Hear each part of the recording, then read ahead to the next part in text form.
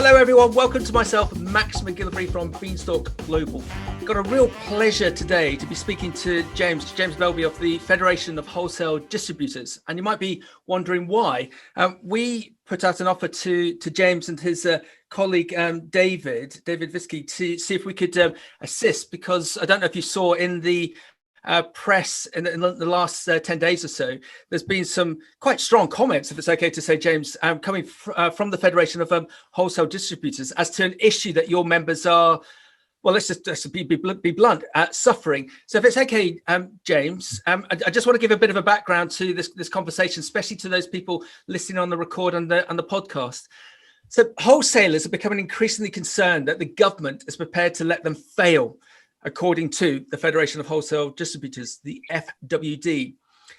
James has been warning recently that a continued failure to provide urgent sector-specific support to businesses that supply the shuttered hospitality sector and schools risk creating a supermarket monopoly.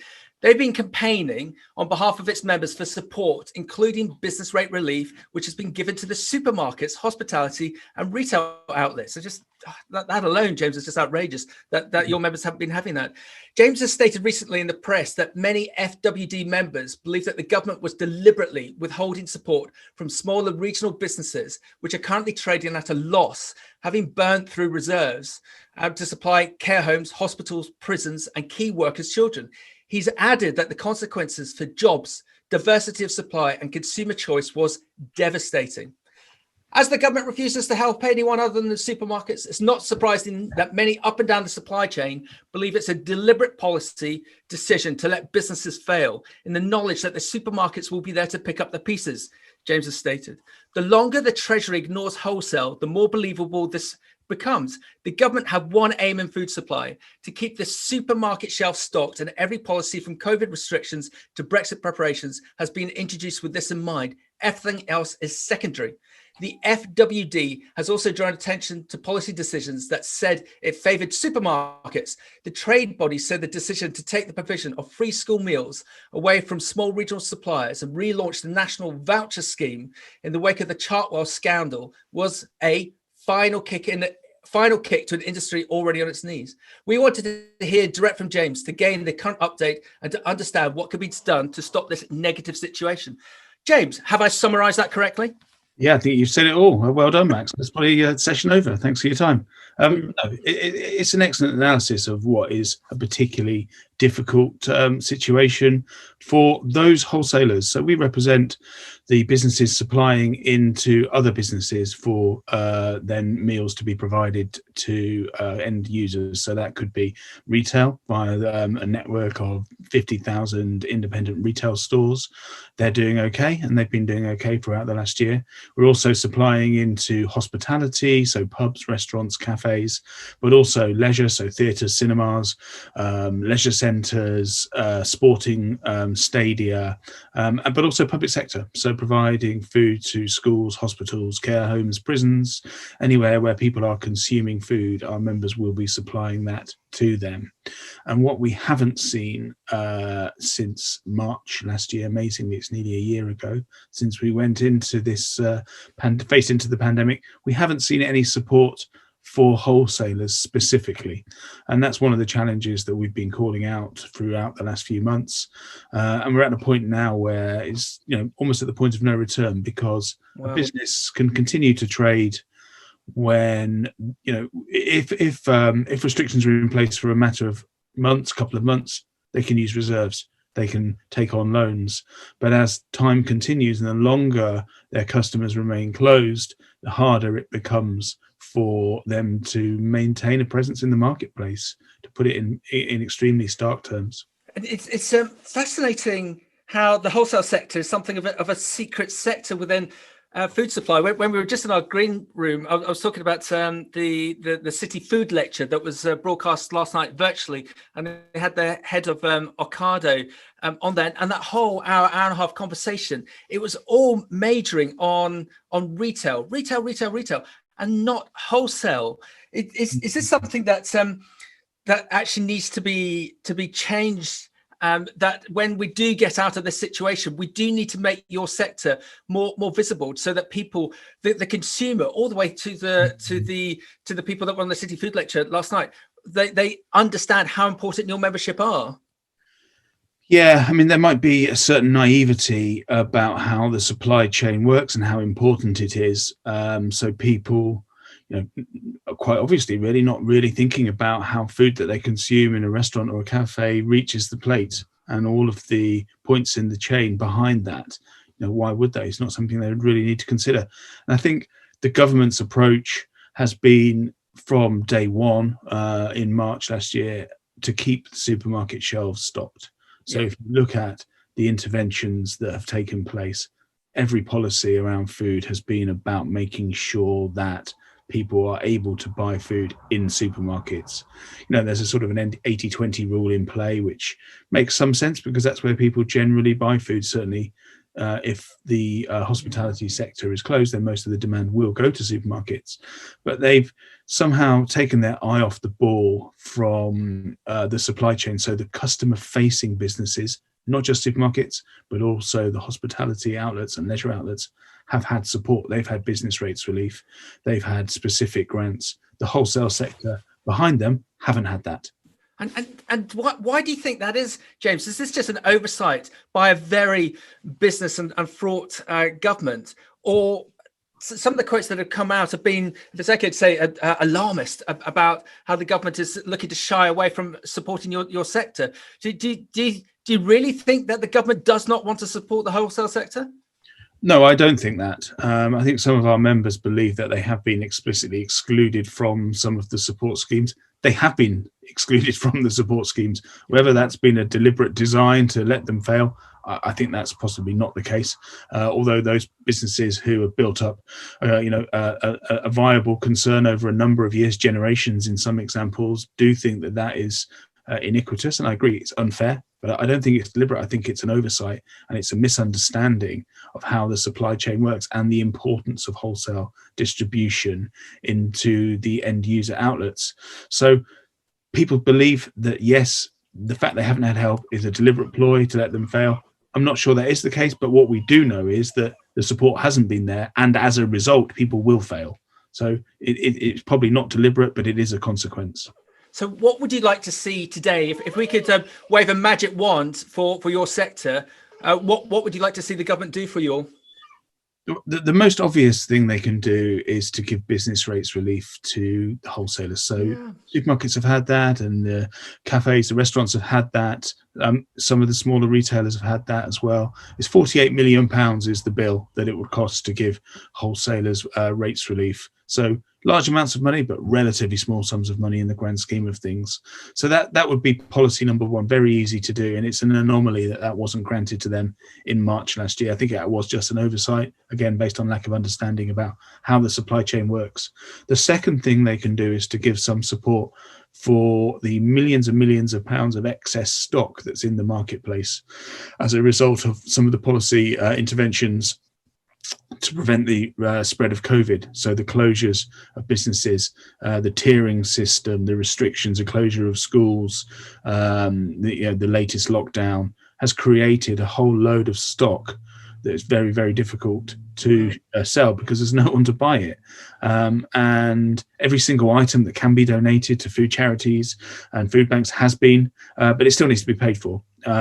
So there's about £12 million, that's a conservative estimate, of stock that's currently in the wholesale warehouses that's not going anywhere, that's going rapidly out of date. And some support to pay for that would be really, really helpful. And just go back to the rates relief, with the lobbying that yourself and your colleagues within the FWD have been undertaking, do you think there's a possibility that there will be that relief inbound? And if so, could it be backdated to last year? Well, that's certainly what we're asking for. Whether that's likely to happen or not. I mean, what we have had is a network of extremely proactive and supportive parliamentarians. So MPs across all the political parties supporting wholesalers who are in their constituency. I mean, what you've got to remember about wholesale is that it's serving every postcode in the country every single day in normal times. So every MP has a wholesale distributor in their constituency. Yeah. And they're not just supporting the people that they employ directly, it's also all of the jobs downstream and all of the jobs upstream from the suppliers right through to the customers. So every wholesaler supports thousands and thousands of local sustainable jobs. And without them, that will have a devastating impact on local economies. MPs don't want to see that. So quite rightly, they've been very supportive. And James, if we go back to pre-COVID, there was also this talk about around Brexit. That's the one thing that government has always been worried about, is this term of "we are but 4 missed meals from anarchy." And you see now how important you and your members are. Do you think there's a way of promoting your membership when we do get out of COVID, so that people are so more fully aware of the work that your members do, so that they recognise them and actually appreciate them more? I think so. And I think the strategic importance of wholesale has been recognised by government as a result of the work that we've been doing. That hasn't translated to specific support as yet, but we'll continue to work. I mean, DEFRA is our sponsor department, and we work very closely with the officials there, and they survey the impacts of COVID and Brexit to an extent on the sector every month, looking at the economic health. So we've assumed more importance within the food supply chain within government, which is great. So as a result of that, we'll be stronger coming out. I think on Brexit, that's one of the contributors to the stock problems, because, as you know, the free trade agreement wasn't struck until, I think, Christmas Eve or the 23rd of December. So pretty late in the day. And a lot of businesses planned for no deal, quite rightly. And so they stockpiled items that are now on hand. And some of those will go out of date. So there's ambient products, things which aren't stored in a frozen or fresh in a fridge, but products which could go out of date. And one of the things that government could do, going back to your question a second ago, is to work with us and work with WRAP to extend best before end dates. So products can be extended, they're still safe to consume, but a lot of public sector specifically and hospitality outlets, when they're open, don't want to take stuff that's been extended. But there's nothing wrong with those products. And when we're all concerned about food waste, quite rightly, this is one way that we can address that issue by government being very clear about best before end dates being advisory, and if products are fit to consume and can be consumed. Fascinating. And just on the Brexit side, have you your membership, are they still seeing issues with product coming in? As an example, it's probably a bit of a dated comment now, but we did a Brexit broadcast a couple of weeks before Christmas, and one of the things that was highlighted in that, where I'm based in Suffolk, our main port, Felixstowe, they had a complete logjam there, that 33% of their storage was being held up with 11,000 containers of PPE that the government had rightly over-ordered, but the problem was that was stopping product coming in. Is there still a logjam for your members in the respect of getting food products or products in general in from Europe? Not really, because a lot of the businesses are closed. So you think about restaurants, they would be importing a lot of produce for consumption, but they're not open at the moment. So there are problems. I mean, the biggest problem is moving GB to NI, but with regard to stuff coming in from via the short straits, it's not so much of an issue because the demand isn't there at the moment. When things reopen, then I think there probably will be delays. Moving stuff from GB to NI is a problem, and actually goes back to the point I was making about supermarkets. So supermarkets they have a grace period to be able to move products onto the shelves in the supermarkets, going back to the point about keeping them stocked. Public sector and hospitality don't have access to that scheme. Wow. So they've been disadvantaged by that. So I think there are some challenges coming our way on Brexit, but at the moment it's more around exports really, and the red tape and the increased paperwork that's required to move stuff into our biggest trading partner, the EU. But the government, they are committed to Brexit, and I think they see that the problems that it's created for exporters are a price worth paying for being an independent, sovereign coastal nation. Some of those exporters may take a different view, but I think that's the new reality, and we need to work with that. Understood. And James, the sector as a whole, thank you for eloquently putting me back in my box about the product coming in issue, because there's no demand at the moment. But that strikes fear in me in that in the respect of the worst case scenario. Are your members going to survive? I'm sure they're doing everything they can, but what's your prediction as to when they can actually get back to some form of proper trading later this year? And what can these businesses do that are running out of cash? Is there help assistance for them? Yeah, it's a really good question, and it's something that we're actually thinking about very seriously at the moment, because we know there's going to be an announcement on the plans, the roadmap for a restart on the 22nd of February, and there needs to be certain things that are put in place to enable that to happen. You can't just turn the taps on without some support, because, as you say, there are problems with cash, there are problems with debt. There's problems with credit, and there's problems with insuring all of those three items. So things need to happen, and the government needs to be prepared and ready to support the restart by underwriting that activity, because, as you know, the model of supply is based on invoice financing. So I sell something to you on credit, a customer comes through your doors, buys it, you then get the money, give it to me, I then pay my suppliers. But that needs cash. Be able to start the process, starting the engine needs petrol, if you like, and the petrol isn't there at the moment. So with the lobbying that yourself and your colleagues are doing with the FWD, do you think you can help the wholesale sector if the government come to you? Yeah, absolutely, and that's one of the questions that they've been talking to us about in the last week or two. So talking to the Chancellor and saying, we've got an important sector here. We represent food and drink, including wholesale. There's certain enabling conditions that are required for the restart, finding out from us what they are, and then talking to the Treasury, people who control the purse strings, of course, about what that looks like. So we are seeing that. Whether, again, that translates into help, we'll have to wait and see. But there's a number of things that the government can and should do to taper into a recovery, if you like, rather than just starting and opening the doors on day one, because that's just not going to be possible to do. But they're aware of that, and I think we've come so far down the road that without that support, things are going to topple over, because we've had a year without any income, and every single day that goes by without support, the more perilous that recovery becomes. James, I'm looking for a positive to wrap up this fascinating conversation. But I suppose the concern that we've all got is that when we came out of lockdown 1, we didn't know that we're going to go into lockdown 3, and in effect, as you say, lose a year of trading for your members. Just could you reiterate to us again, what would you like to see? What support would you like yourself, your colleagues in the FWD to see for your members, so that they can survive 2020, 2021, and God forbid if we go into any form of lockdown later? What do you need for your membership to survive, please? Well, let's make this the last lockdown. I think that would be the first point. So you talked about lockdown 1, we had lockdown 2 in November, lockdown 3, just when you thought it was safe to get back in the water, it really wasn't. So let's make this the last of the franchise, if you like.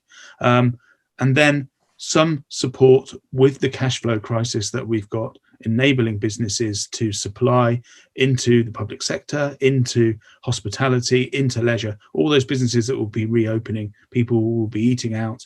The economy is going to boom when we do finally reopen, but without financial support from government to facilitate and enable that, it's going to be really, really difficult, nigh on impossible, to supply them, because the money, I'm afraid, has run out. And that's a really good point that you make, James. I think we found a positive.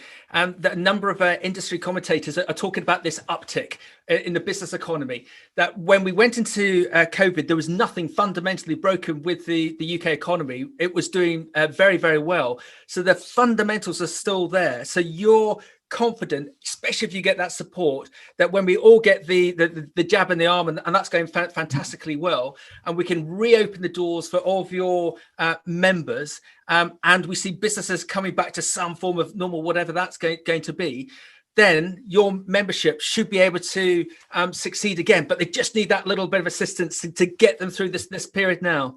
I think that's right. And one thing that we've learned and we've seen over the last year is the sheer resilience of the sector, and their ability to keep going in the face of a lack of support, in the face of customers being closed. They've kept going there. They've kept going to supply the schools, to supply the hospitals, the care homes, the prisons. So it's a brilliant, brilliant sector. And we've demonstrated that by all of the work that we've done over the last year. We've kept going. And I think that resilience will shine through, and we're going to see a more successful sector than ever when we eventually get there. Fantastic, well done. And James, just to wrap up, if people are not already members of the Federation of Wholesale Distributors, I don't really need to say it, but why should they be members? Well, we're the trade association representing their interests in government. We've got a direct line into key to government departments. But I think for people who are suppliers and wholesalers within the wholesale distribution of food and drink, the important service that we provide is networking. So one of our strategic goals is bringing wholesale together. So providing a meeting place for people to talk about the strategic issues that we face. And let's be honest, there's going to be more of those than ever when we start trading again. And we provide that safe meeting space for people to think about things beyond the competitive agenda and then say, how can we collaborate and work together for the benefit of our customers? So it's a really, really important role that we play. And if you are interested in joining, which I hope you are, if you're not already, then do visit our website, fwd.co.uk, to find out more. Fantastic. And James, when we get out of lockdown, I would love for you to come up to the Dog and Partridge in Bury St Edmunds, a Green King pub, so we can share a lasagna and chips and a pint of IPA when we're out of this situation. It is going to happen. James, it's been a fascinating conversation. We wish you all the best for yourself and your membership. I think under your stewardship and with your colleagues and with the positive lobbying that you're doing, there'll hopefully be that help to see you through, to bounce on when we get out of this situation. Thank you, Max. Much appreciated, and look forward to that pint. Excellent. Well done, James. Keep safe. Thanks very much. Bye. Bye.